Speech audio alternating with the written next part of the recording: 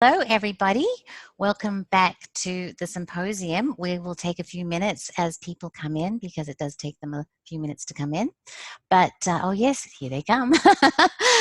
Today, we're really blessed to have Dr. Becca Tarnas with us. She is a scholar, artist, and counseling astrologer.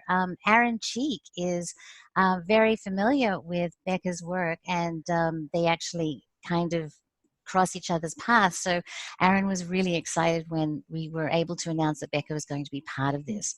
She is an editor at Archai, the Journal of Archetypal Cosmology, and she received her PhD in philosophy and religion at the California Institute of Integral Studies in San Francisco. I believe there's a campus in San Diego as well. Is that true? Or just in San Francisco. Just in San Francisco. There are some online programs. Okay, there's a Thomas Brophy works with some in, maybe it's a different one, but I thought there might have been one, but only San Francisco. Yep. So guys, today in Magical Egypt, we talk a little bit about the hypnagogic state. And the thing that excites me the most about the hypnagogic state is that it can be a portal into the imaginal realm. And that was one of the things that really excited me the most about the research that we did. And so when I came across Becca and heard about the work that she was doing, I thought that she would be a perfect person to talk to us a little bit more about this really exciting mundus imaginalis, or the imaginal realm, and explain to us a little bit about how it's different from imagination per se. So Becca, first of all, why don't you tell us a little bit about your PhD and how this all came about? Well, first of all, thank you for having me here, and it's a joy to get to talk with you and discuss these ideas. So the basis of my dissertation research, which is what opened me up into exploring what the imaginal realm might be, it wasn't a term that I was familiar with before I began my PhD research, was basically I explored a parallel or a synchronicity between the Red Book of Carl Jung and the Red Book of J.R.R. Tolkien. And just briefly to explain what these are, Carl Jung, one of the founders of depth psychology, created a book. It was this beautiful red manuscript filled with calligraphy and illuminated letters and illustrations. And what he was recording in there were a series of what first were spontaneous visions and then were fantasies that arose through the practice, the conscious practice of active imagination. I can talk more about what that practice of active imagination really is, what it looks like, what it can look like for different people. But it's a way of consciously using your imagination to focus on an image, enter into a scene, a fantasy, and participate within the unfolding drama. And so Jung's Red Book is a record of all of those fantasy experiences that he went through from 1913 until 1917. And he worked on the Red Book itself, which if you haven't seen it, it's this exquisite medieval style manuscript. He worked on that till 1930. So when I first encountered Jung's Red Book, it was published in 2009, so almost a century after it was made.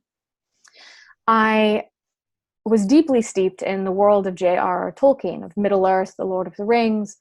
And knowing it so well, I knew that within the context of that story, the tale itself of The Lord of the Rings is recorded in a book that's passed on from generation to Hobbit generation, and it's called the Red Book of Westmarch.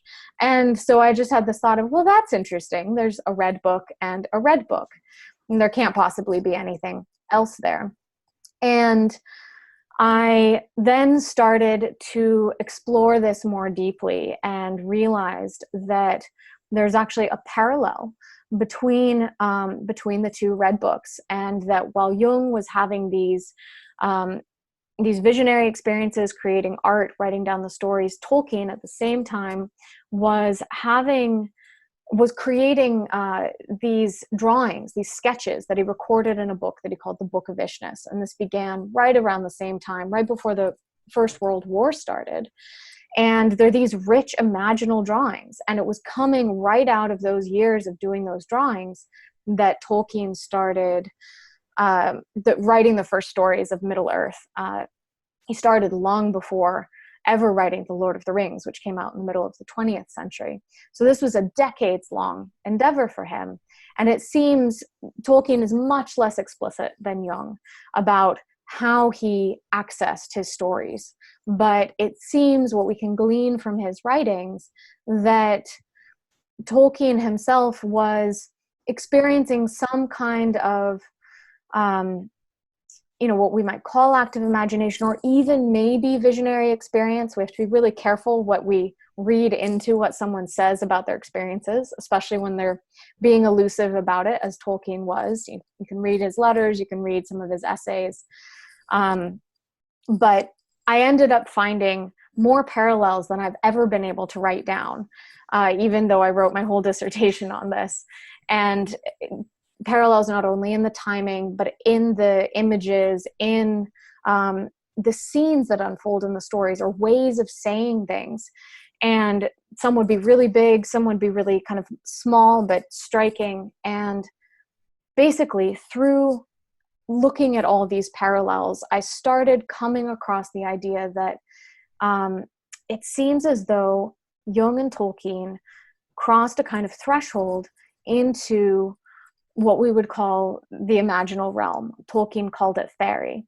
And you could never do this kind of work alone. And I was very much affirmed in these intuitions by the research of a man named Lance Owens, who is a Gnostic and deeply steeped in Jung. And he was the one who noticed the timing between Jung's Red Book period and Tolkien's Book of Ishnis. And so I'd already been having these intuitions, and then I encountered his work, and we started this very fruitful conversation. So it's nice when you get that kind of affirmation from outside of you too, of like, okay, there really is something here.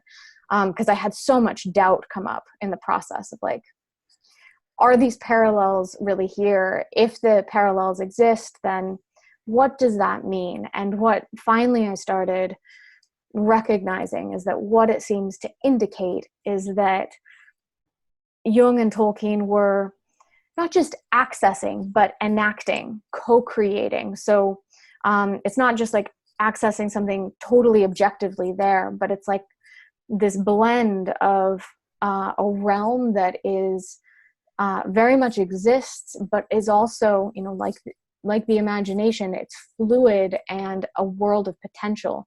And when any one of us comes into contact with that through the pathway of our imagination, then we can encounter, as it was with Jung and Tolkien, seemingly very parallel things. There's obvious differences, and we can recognize those differences in part because they're different men encountering different things. But isn't that the case in how we encounter the external world too? We have different experiences in the same physical location or at the same physical event. And so I think that's kind of an important perspective to keep in mind. We always have our own situated, co-creative perspective on the world. So, I find it fascinating that they even seem to meet the same people or similar types of people. yes. So for you, I mean, what was one of the main parallels that really just flashed in your mind as this is significant? Because that's fascinating to me. I mean, one really big one that stands out is a figure that you see in many fairy tales and myths, what Jung would call the archetype of the wise old man. But I find it interesting not only to reduce these figures to simply an archetype behind them. And anyone, I work with archetypes in my work as an astrologer and other things all the time. So this is by no means degrading what we mean by archetype. But often if we do, say, a Jungian reading of a story, there can be a bit of an archetypal reduction that takes place. You're like, oh, there's the wise old man, there's the great mother, there's the divine child, and we lose the details of the story. And what I loved about the parallels between the two Red Books were the details. And so we meet in Tolkien's Red Book, Gandalf. And he is such a unique character, even as the archetypal shines through him with his, gray robes and his big hat and his bushy eyebrows and his eyes that are, like coals, like flame, and how he is a carrier of magic and of wisdom, and he guides the other figures as their narrative unfolds. In parallel to that, we meet Philemon in Jung's Red Book, and Philemon is this old man. He's a magician. He has gray hair and a beard, just like Gandalf. There's something about his eyes that seem alive. That's what Jung says of him. And just not only that both of these figures are here and they hold a similar role in relation to in Jung's Red Book, in relation to the imaginal figure of Jung as he is walking through the imaginal realm, but also to Bilbo or to Frodo and so on in The Lord of the Rings and The Hobbit.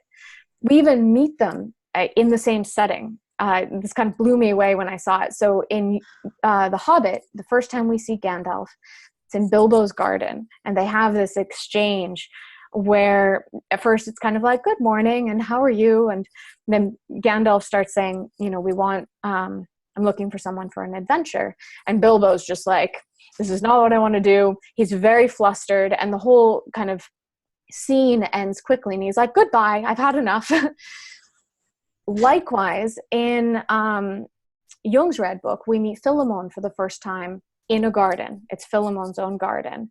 And they also have this exchange. This one is about magic and magicians. And the figure of Jung speaking to Philemon also has a very similar reaction. He gets thrown off, he gets flustered, and by the end of the meeting, he's like, goodbye, I've had enough, this is done. And just seeing those line by line, there's obvious differences. And yet it's like the reaction when you meet this old man, kind of trickster figure who's this embodiment of wisdom and magic, you get thrown off, you get flustered. He's your guide, he's there to help you, and yet this is an initiation. And that's what happens to Bilbo when he first meets Gandalf, and to Jung when he first meets Philemon. So things like that, and it kind of just keeps going. That's amazing. So Becca, do you think that if we were able to use active imagination to cross that threshold, is there a possibility that we could meet Gandalf or Philemon ourselves? I mean, is it, are they still there in their gardens, or because what's interesting is that both Jung and Tolkien were doing it at the same time. So if this is a reality that has time in some manner, things may have progressed since then. They may have left their garden and gone into their kitchen, for example, so if we go there now, do you think we could have a chance meeting as well? A chance meeting. That's great. That's a phrase taken straight from Tolkien. Gandalf says, a chance meeting, as we say in Middle Earth. And a chance meeting is never a chance meeting. It's divinely orchestrated in some way. It's a really interesting question. And, I think that this is purely, speculative, which I love doing around these things, that it seems like the imaginal realm, it's almost as though it exists between other realms. And so there is this element of time there. Just like memory, the imaginal realm is very much like what we access through memory. So it's connected to time, but it's also not connected to time.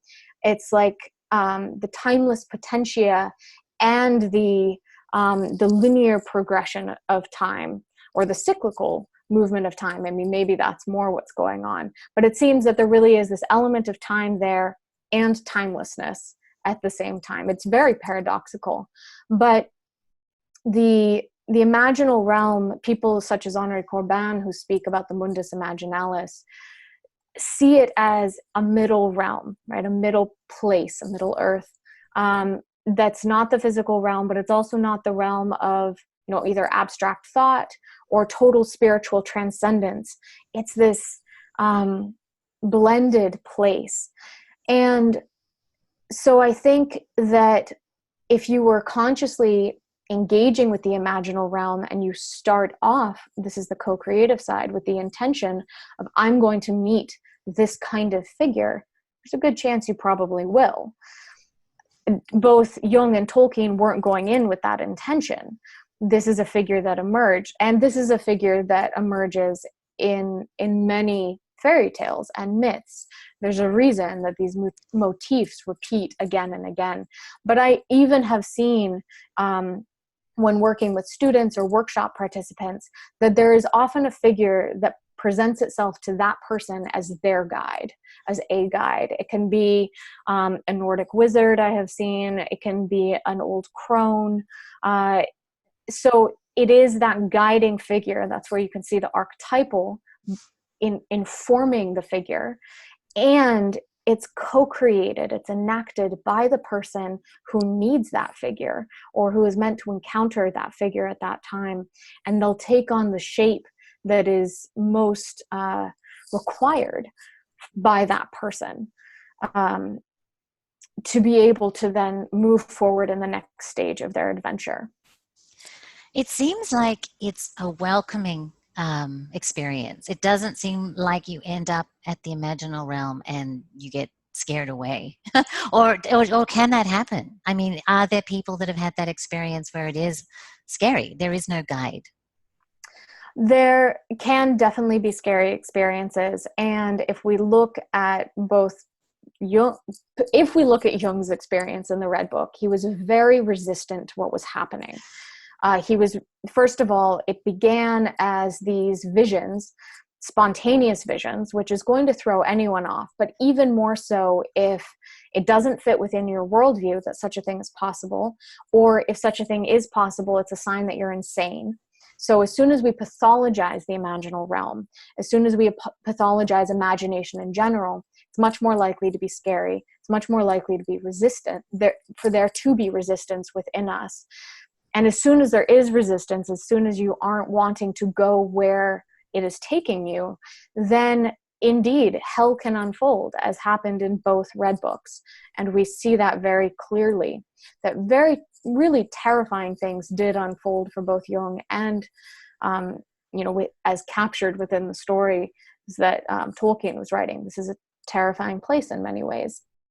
So I do think, and I have seen with, just individuals I'm working with who are doing this in a more, enclosed setting. It's a shorter experience. You're not engaged with it for months or years. Still, some scary things can come up. And often what we're facing in these states are, traumas that we carry within us, or, death rebirth experiences in a multiplicity of forms, of symbolic forms, or seemingly quite literal, come forward. And we see this not just with active imagination, but people who engage with, say, holotropic breathwork as developed by Dr. Stanislav Grof, or any work with sacred medicines, with psychedelics. You are bringing yourself to it, and whatever you're bringing is going to be met with what it is you're supposed to work with. And that often can be terrifying. It can be scary, but it's really about staying with what is coming up, whatever state of consciousness you're in and what has led you to that place, staying with what is arising, and then it can transform.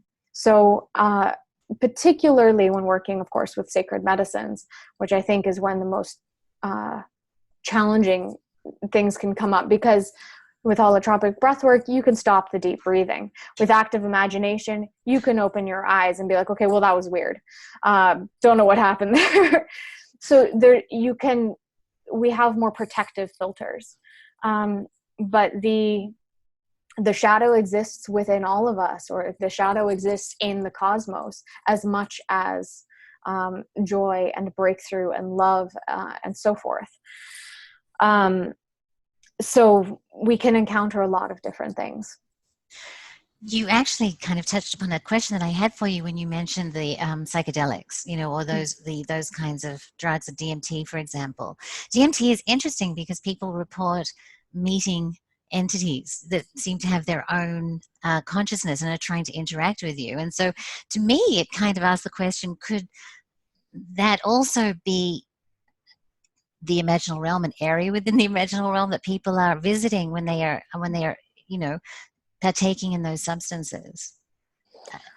Yeah, my intuition is definitely that the place that we go when engaging with any kind of sacred medicine or other means of access, active imagination, meditating with images, so on, that these are all maybe regions of what we would call the imaginal realm, which really seems to overlap with what we'd call the collective unconscious, or with the cosmic psyche. People who use those terms, like Jung using collective unconscious, or Corbin using the mundus imaginalis, they're referring to different things. And so I do think we need to be careful in, I had the impulse at one time of being like, they're all the same thing. Jung saying the collective unconscious, and Tolkien is talking about fairy, and Corbin is talking, and James Hillman are talking about the imaginal realm. They must all be the same thing. And I have that kind of tendency within myself of I want to reconcile all the worldviews and find the middle way that can hold them together. And I just have to acknowledge that that's my impulse. And fortunately, my one of the committee members on my dissertation, Daniel Polikoff, was like, they're saying different things. And we have to be able to hold those differences. And even if there is that impulse for us to try and reconcile what different people are saying, as they seem to very much overlap, where the differences are tell us a lot about that person, about Jung, about Corbin, about Tolkien, about ourselves. And that's where I started to feel like, oh, right, there's a co-creative element here. That this isn't just, it seemed so simple at first, like, we find these different means of access to the imaginal realm. We can go there, we can come back, we can discover things. Isn't that great? And then I realized, okay, we're actually bringing ourselves along. And whatever we're bringing to it at a personal biographical level, at a relational level, psychologically, emotionally, maybe karmically or spiritually, all of that we're bringing towards such experiences are going to inform and shape it, just like they inform and shape how we live our everyday lives. And for that kind of perspective, this more participatory understanding, I really have a wonderful scholar named Jorge Ferrer to thank. And he really delved into this idea, looking at it from a spiritual perspective of religions and spirituality. Why is it that people have such different mystical experiences? Why is it that there are really different religions all around the world? And that impulse to say, oh, it's really all the same, that kind of perennialist philosophy, which is beautiful and unifying, it washes over the differences. It washes over the diversity that different religious or mystical traditions are carrying, just like different individuals are carrying when they talk about relating to the imaginal realm or the collective unconscious. So, that sounds wonderful. I'm going to have to get that book, because we are looking at perennial philosophy, and you've made a very, very good point. So that was Jorge Ferrer? Yes, Jorge Ferrer. He's a Ferrer.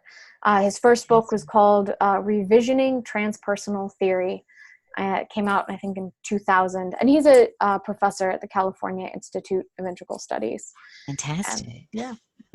I think you've answered. I have a question here. The terrifying experiences come from engaging in one's own shadow and underworld. And I think you've answered that, because it very much is you're coming into the experience. So I think you've answered that question, my love. The Philip K. Dick novel Valis, are you familiar with that at all? I've heard of it, and my husband has read it, and I have not. I do want to touch back on that question, though, yes. of the shadow, yes. Because the shadow, or anything archetypal that we speak of, is both our own and, I think, collective. And so we can't own individually, it's like pushing against the idea within Christianity that sin is all on the individual human being and that God is entirely good. Rather, like Jung would want to articulate, God has a shadow. Thus, also, the shadow within us is the shadow that is collective and moves through us. And so the terrifying experiences that we engage with are in part our own, maybe, depending on the attitude that we bring forward, the resistances we may have, but they're also beyond us. And so we don't have to take full responsibility. We should take the appropriate level of responsibility, but we don't need to take full responsibility for the terrifying things that move through us. And I think that can sometimes help when facing that kind of experience, where it's like, this is moving through me. I'm having a terrifying experience, but I don't need to own all of it. I can own how I respond to it and what that means for me and how it's going to shape my life when I integrate these experiences, but it's not all on me. So just to address that. Are you familiar with the work of Christopher Basch at all? I am. Yes. I just exchanged an email with him this morning, actually. He is amazing. We were hoping to have him also on the symposium, but he's finishing his book. But he talks about that very point, that when he was doing his work, he came up against his own shadow, but also much bigger shadow as well. And I thought that was a fascinating idea, that it is not just ours, that it belongs to humanity, and maybe even more so than that. You know, it's very, very cool. Dreams. Do dreams play in the imaginal realm as well, or are they something different altogether? I tend to think that nothing is different altogether. I believe that dreams are another form of access to that realm, but because we are asleep, unless we develop a practice of lucid dreaming, and I will fully admit that I have never had a lucid dream, and I am intensely envious of anyone who has, and probably should just dive into a workshop that teaches lucid dreaming. But from my understanding of the theory of lucid dreaming and of dreaming in general, there are means of access to that same realm to it was Freud that said that dreams are the via regia to the unconscious. And so dreams are very much an active pathway to relating to this. As Jung would say, though, the problem with dreams is that we are asleep.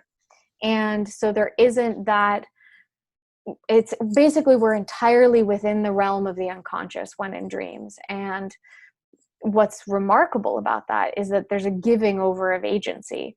The agency is being held by the unconscious and by, the natural healing intelligence of our own psyche, as Stan Groff would phrase it, that what is emerging is what needs to emerge, whether we want it to or not.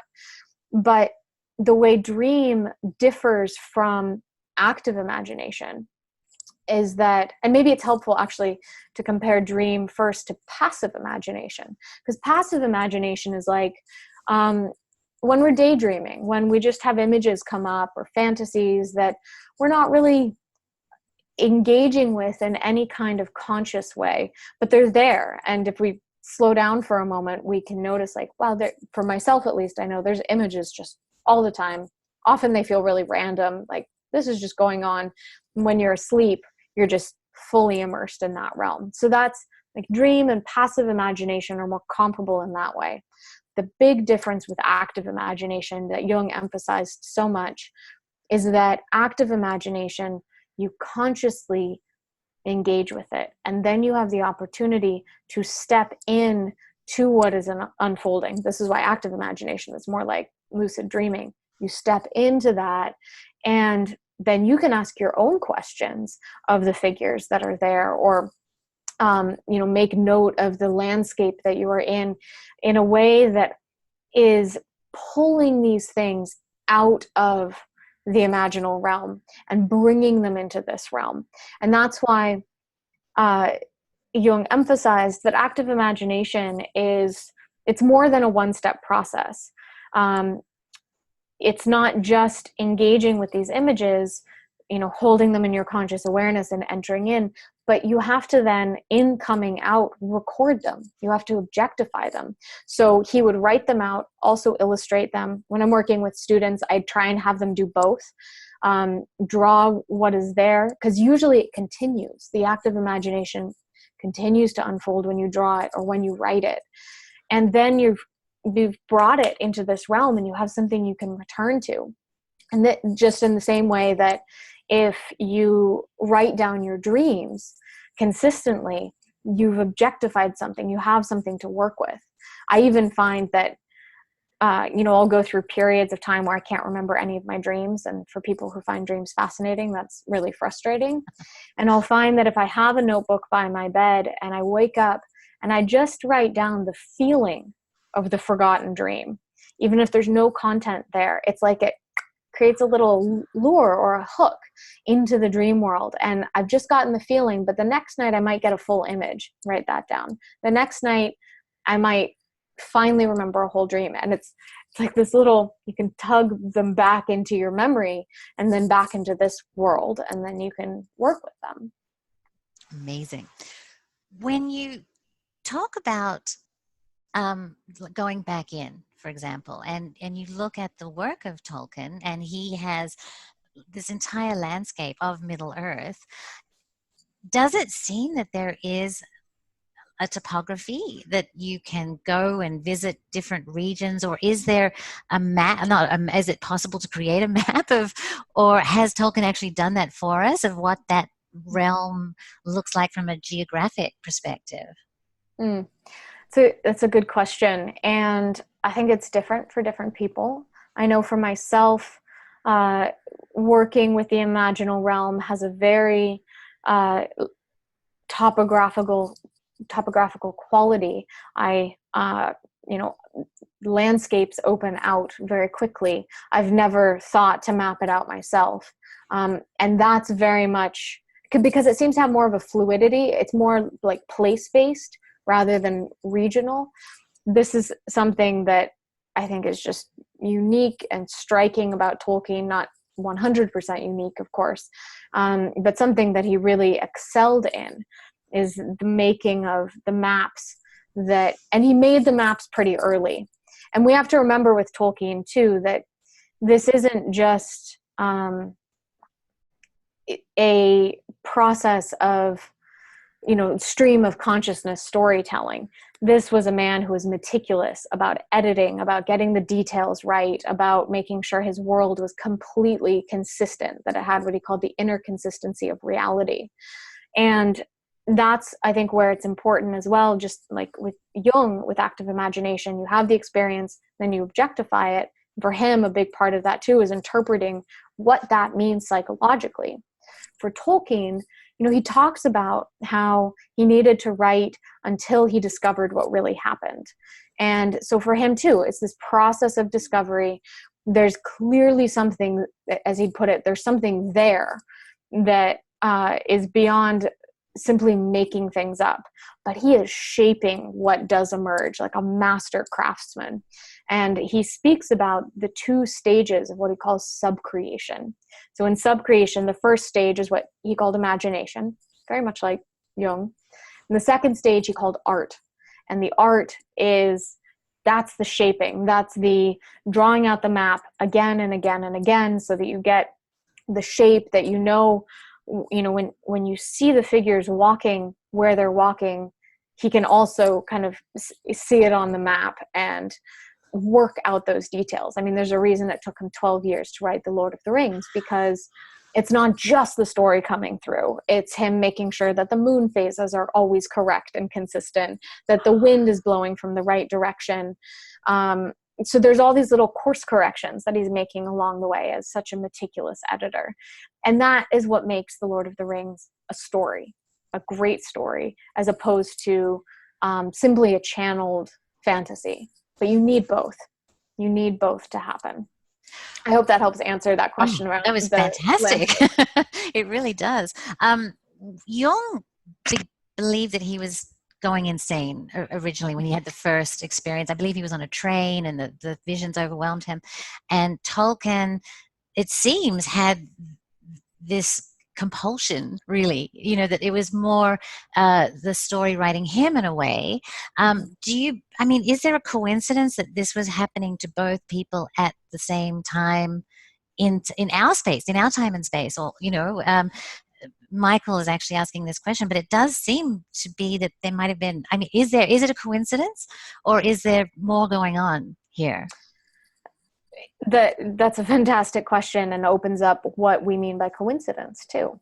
And it is remarkable that this was happening at the same period in history, and that Jung and Tolkien were not the only people having rich imaginal experiences. So it was a time period in general where, across Europe, for example, collectively, there was all kinds of experimentation in the arts, in exploring different expressions of spirituality. The art forms emerging from that time, such as surrealism, Dadaism, that's a little bit later, but it's birthed out of that moment.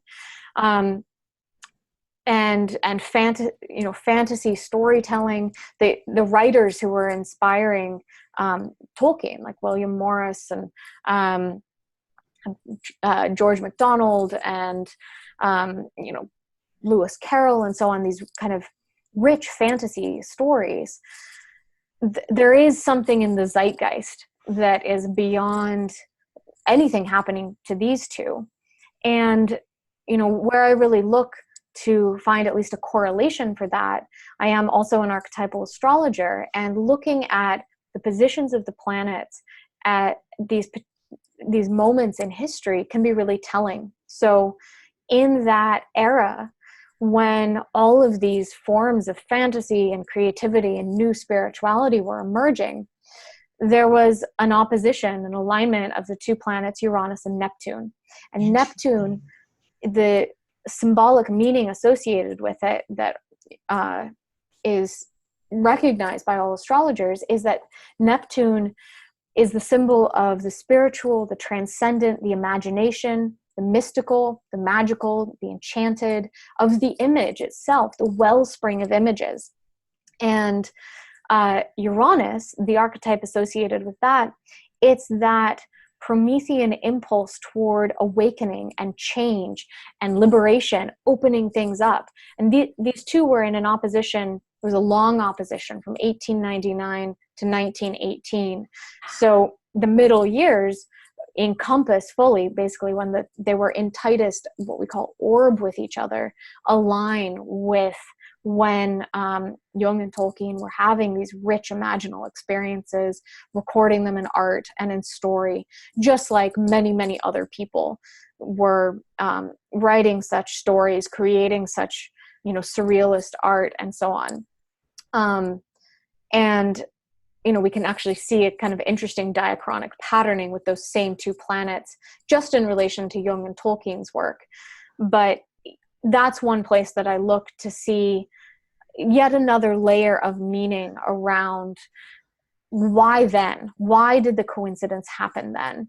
And just to kind of fill out that patterning, the next time Uranus and Neptune came into hard alignment with each other was through the decade of the 1950s. They moved from that opposition, the 180 degrees, to a square, so a 90-degree angle. Same archetypes being activated.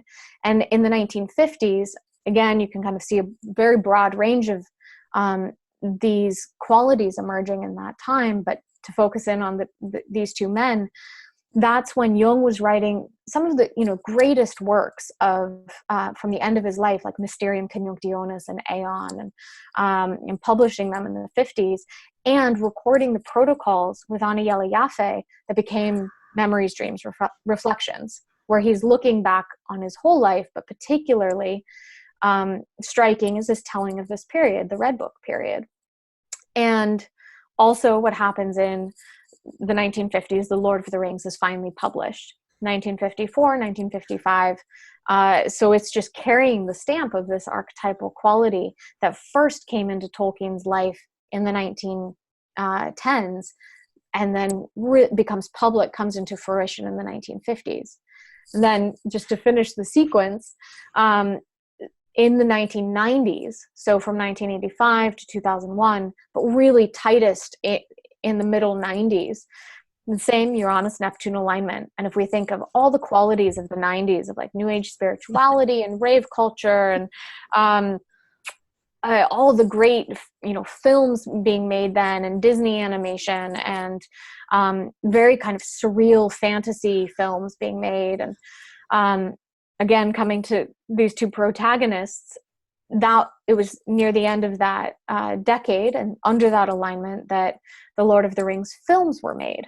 So again, capturing that energy on film. And that was when, right at the end of that alignment, the heirs of Jung made the decision with Sonu Shamdasani to publish Jung's Red Book. It would take another 13 years before it came out. But the decision was made then, like, this needs to be released. The Imaginal, Neptune, needs to be made public and released, Uranus. So I just find that sequencing really fascinating, and we'll be curious the next ones through the 2030s into the 2040s. What'll happen at that next turn, that next alignment of Uranus and Neptune? I just want to say, best answer ever. I love the astrology aspect of it. I mean, you can just to have that resource at your disposal is amazing, because it really, I'm completely impressed. It was great, Mela. Thank you so much. My pleasure. Raphael is asking, how can the shadow material in the imaginal realm assist individuals in healing trauma? Can it? Oh, that's a deep question, and I'll do my best to answer. I think by maybe recognizing that our own individual traumas are part of something that is beyond us, that is larger, that is meaningful in some way. If we can make meaning of our traumas, if we can find a way to see them in a larger story, our own life story, the context of how we grew from them, how we are able to access our own individual power or ability to set boundaries, to essentially reclaim where what our traumas have taken away from us, to reclaim that and recognize that is where our power lies, and that in some way that individual work of facing our own shadow, of owning what is ours and letting go what is not ours, can help move that through, at least. And I think I'm more of the James Hillman perspective that we can't ever fully cure a wound, but as Hillman says, the wound is the eye to the soul. And perhaps part of why we are here is to engage in soul making. So by continuously facing that shadow within, we can also learn how, and I think this is so important in our current era, we can learn how not to project it out onto others, to not split off, to not say, oh, the evil is only outside of me and therefore must be an enemy, must be fought against externally, but rather to do that work within ourselves. And I've been repeating this line a lot lately because it feels really important to our current era. Something that Jung says in the Red Book. He says, know that the line of good and evil runs through your own heart.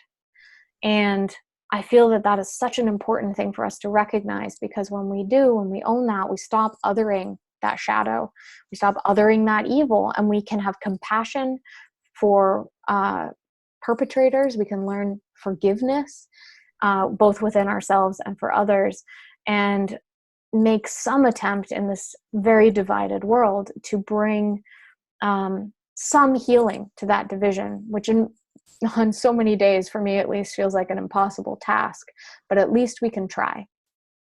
It seems, Becca, to me as well, that we are living in a more divided world than ever, and I'm 20 years, I think, older than you, and so it's it's very sad. And I think that that advice is absolutely wonderful. And I wish more people would take it on board, because I'm seeing, as you said, so much projection, and it's Mhm. just, it's really sad.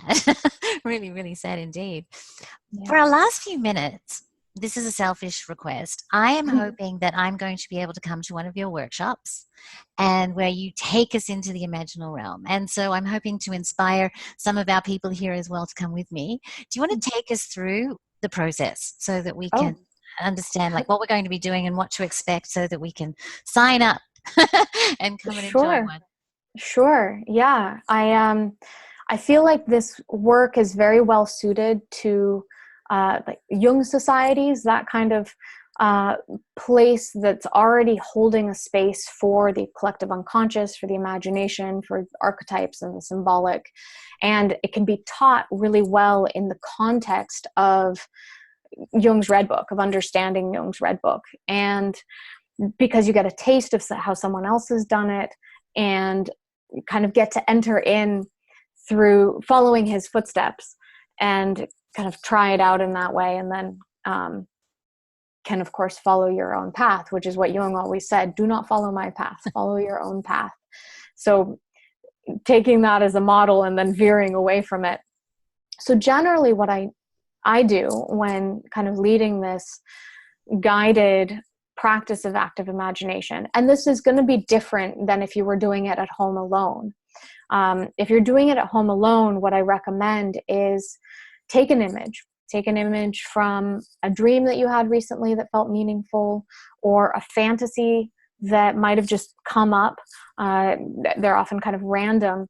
Or an emotion. Let's say you're really stuck in an emotional complex. And so you start off with one of those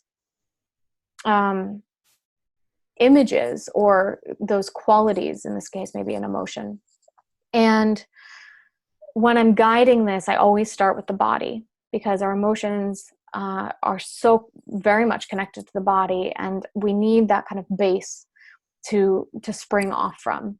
So I'll begin by kind of taking a guided meditation through the body, beginning at your toes, focusing on that, moving up into your ankles, into your calves. You go all the way up through the body, all the way to the crown chakra, concentrating on each part of the body, maybe tensing it and then letting it go, so that you're both present with your body and then releasing it. Because at least for myself, I often find springing off into the imagination, there is a little bit of leaving the embodied behind. And in coming back and learning how to integrate these things, we need our bodies to be part of that. So I begin with the body, and then we'll invite participants to stay with the emotion, or maybe it's already an image, and to hold it. And I'll ask questions about it. Does it have a color? Does it have a temperature? Are you beginning to see something? And the thing with active imagination too is that it's very, I think when we talk about it, we speak about it in very visual terms. And the reality is not everyone has visual experiences. Some people have somatic experiences. Some people have emotional experiences. And I feel like that's important to emphasize, because you can have a rich imaginal experience without seeing anything, but you might hear things. Some people, like Tolkien, the master of languages, he heard words, he heard languages, and then was able from those few base words to construct full-blown Elvish languages, or he invented 14 languages. So again, there's a diversity of ways of access. And if you're not seeing something, that doesn't mean you're doing it wrong. And I actually feel like this is so much simpler than maybe we think, that it's something we all have access to. It's just a matter of affirming what those different means of access are. So then I'll ask a lot of questions in the guided meditation of whether you're seeing something or what you see, and to observe every detail, whether it's something you're hearing, something you're seeing. Then asking, does a figure emerge? It might be human or humanoid. It might be a plant. It might be an animal. It might just be simply the landscape, but it might have a more sentient quality to it.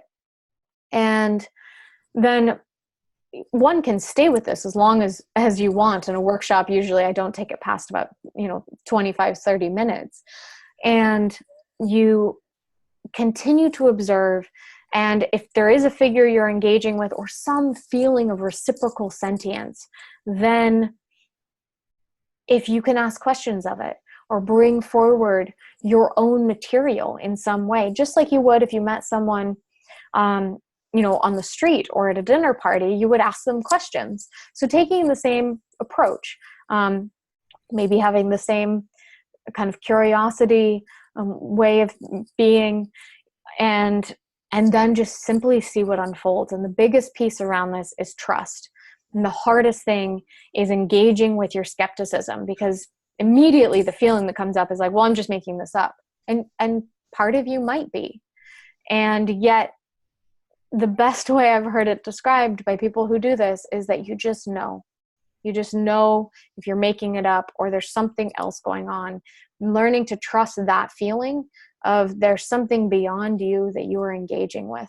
And that's really what having the container, the context, and the guidance is about, is really just so you can trust something so that it's worthwhile to enter into these images and to see what you can learn. And my intuition is that we're not just learning things about our own personal psyche. This ties in very much to Chris Bache's work in his book Dark Night, Early Dawn, his soon to be published book Stealing Diamonds from Heaven, that it's not only personal material we're engaging with when we enter into non-ordinary states. It's transpersonal, as so many people within the transpersonal psychology world speak to.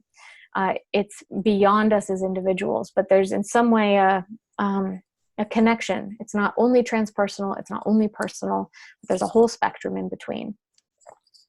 Amazing. And I believe we have to draw a picture and write a story at the end. And you mentioned that before. Yes. And so when you say that it allows for the opportunity for the experience to continue, that's a fascinating thought as well.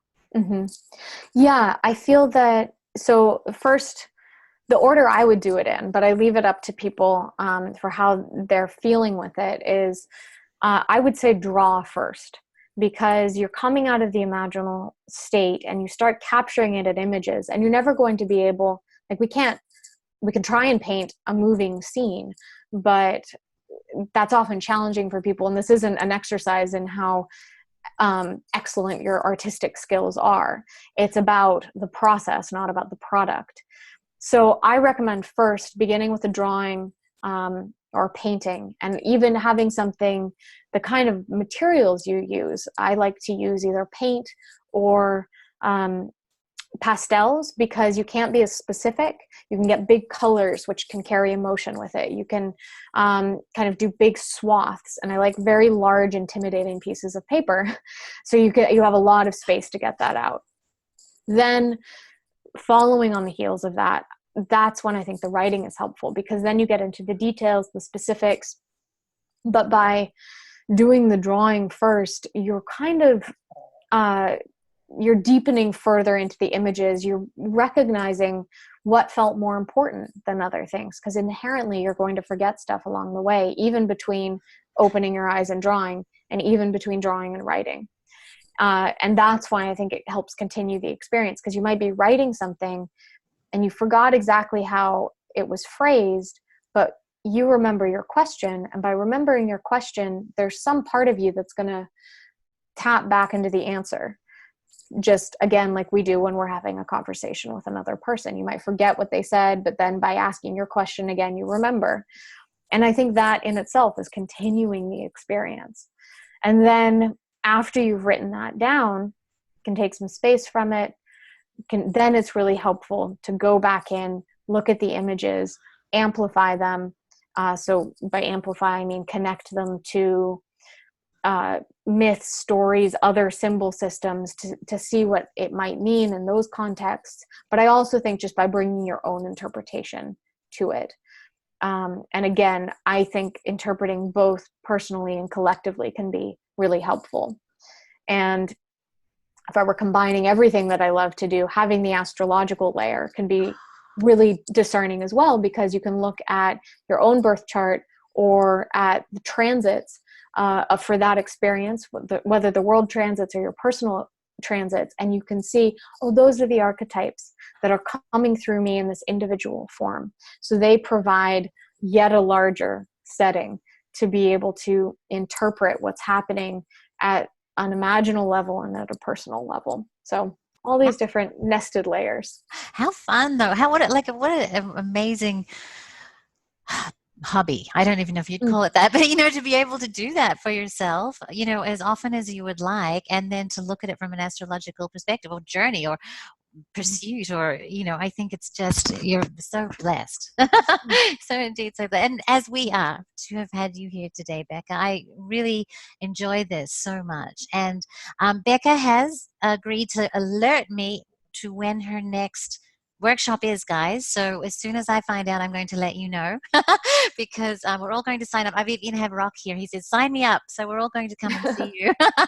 Wonderful. Okay. I will keep you updated. And I do always have an events page on my website where I post everything that I'm doing. So for others listening to this, you can find me there. And a lot of the events I'm doing these days are online. So you can find all of that information there. And it's Becca, is it BeccaSTarnas.com or BeccaTarnas.com? Just BeccaTarnas.com. Fantastic. Yep. Yeah. Well, thank you so much, Becca. It was wonderful. Everybody's saying how wonderful and fantastic and very insightful. So everybody enjoyed it as much as I did. So thank you so much. Thank you. We're talking about Becca to get her involved in Magical Egypt. So fingers crossed that all works out. We'll get to see more of her. So thank you so much, Becca. You have a great evening and a great class tonight. Thank you so much. Really appreciate it. Have a great evening. Thank you. Bye-bye. Bye-bye.